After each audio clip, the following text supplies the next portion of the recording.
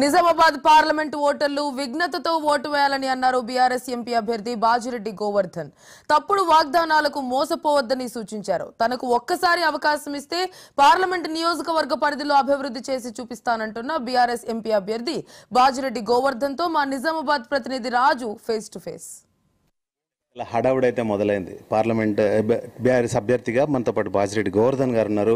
అను ప్రచారం ముమ్మరంగా చేస్తున్నారు, ఉసుడుగాలి పర్యటనలు కూడా చేస్తున్నారు. సార్, ఎట్లా ఉంది? ప్రజలు ఎట్లా రిసీవ్ చేసుకుంటున్నారు మిమ్మల్ని? పార్లమెంట్ ఎన్నికల్లో నిలబడ్డారు మీరు. ప్రజల్లో నేను కొత్త ఏం కాదు, బాజిరెడ్డి గోవర్ధన్గా నేను కొత్త మనిషి ఏం కాదు, పాత మనిషిని. నేను ప్రతి ఒక్కరికి సేవ చేసిన వ్యక్తి. నేను ప్రజల మధ్యలో ఉండే వ్యక్తిని. నేను ఒక అసెంబ్లీ సమావేశం జరుగుతున్న సందర్భం తప్ప మిగతా రోజులలో మొత్తం నేను నిజామాబాద్లో ఉంటుండే, నిజామాబాద్ రోజులు తిరుగుతూ ఉంటుంటే. నా పనితీరు కూడా నేను ఎక్కడెక్కడ అసెంబ్లీలో పాల్గొని అసెంబ్లీలో గెలిచి ఆ ప్రాంతంలో శాసనసభ్యుడైనా, ఆ ప్రాంత శాసనసభ్యుడిగా నేను ఏం పని చేసినది ప్రజలకు తెలుసు. అబద్ధాలు మాట్లాడడం నాకు ఇష్టం ఉండదు. వర్కే నా డ్యూటీ కాబట్టి వర్క్ చేస్తూ ఉంటాను. కార్యకర్తలను క్యాడర్ను కాపాడుకుంటూ వర్క్ చేస్తూ ఉంటాను. నేను ఇవాళ నేను కంటెస్ట్ చేస్తున్న పార్లమెంట్కి ప్రజలు తప్పకుండా నాకు సపోర్ట్ చేస్తారు, బీఆర్ఎస్ పార్టీ సపోర్ట్ చేస్తారని నమ్మకం నాకుంది. ప్రతి క్యాండిడేట్ పోతుంటే ప్రతి క్యాండిడేట్ నీకే అని చెప్తారు, అది వేరే విషయం. హృదయంతో చెప్పేది వేరే ఉంటుంది, లిప్స్తో చెప్పేది వేరే ఉంటుంది. నాకు లిప్స్తో చెప్తలేరు, నాకు హృదయంతో చెప్తారు. ప్రతి ఒక్కరు అన్నా మీరు నాకు ఈ పని చేసారు, నాకు ఆ పని చేసారు, మీరు మంచి వర్కర్ అనే మాట మాట్లాడుతుంది తప్ప నేను అబద్ధాలు కోరినానో లేకపోతే వాటి మాటలు చెప్పి పబ్బం గడుపుకునే వ్యక్తిని నేను అనుకోవడం లేదు. కాబట్టి పాజిటివ్ వెబరేషన్స్ ఉన్నాయి నాకు.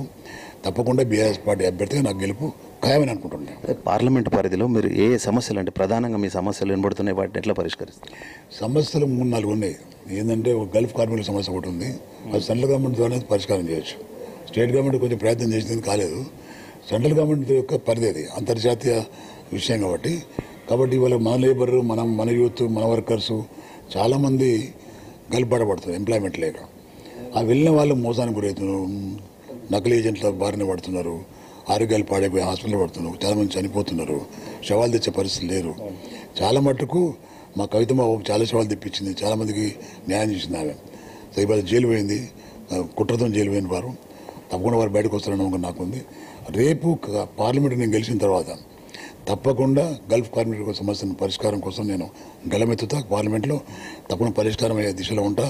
ఒక్క నిజామాబాద్ పార్లమెంటరీ కాన్స్టిట్యూన్సీలో ఉన్న వాళ్ళే కాకుండా దేశంలో చాలా ప్రాంతాల నుంచి గల్ఫ్కి వెళ్ళిన సందర్భాలని, ఆ గల్ఫ్కి వెళ్ళినటువంటి కార్మికుల ప్రాంతంలో ఉన్న పార్లమెంట్ సభ్యులను కూడగట్టుకొని తప్పకుండా ఒక బృందాలకు తయారైపోయి వాళ్ళ పరిష్కారం కోసం నేను తప్పకుండా కృషి చేస్తాను కూడా నేను తెలియజేస్తున్నాను. చెరుకు రైతులకు ఏం భరోసా కల్పిస్తున్నారు సార్? ప్రధానంగా అదే సమస్య ఉండబోతుంది పార్లమెంట్ కూడా ఎన్నికల్లో. ఏమవుతుందంటే చెరుకు రైతులు గతంలో చంద్రబాబు నాయుడు ముఖ్యమంత్రిగా ఉన్నప్పుడు ప్రైవేటైజేషన్ ఆయన 51% ప్రైవేట్ వ్యక్తికి, 49% గవర్నమెంట్కి ఉండే. కాంగ్రెస్ పార్టీ మళ్ళీ అధికారంకి వచ్చినప్పుడు అదే వాగ్దానం చేసింది. ఎప్పుడు రాజశేఖర్ గారు ముఖ్యమంత్రిగా ఉన్నప్పుడు.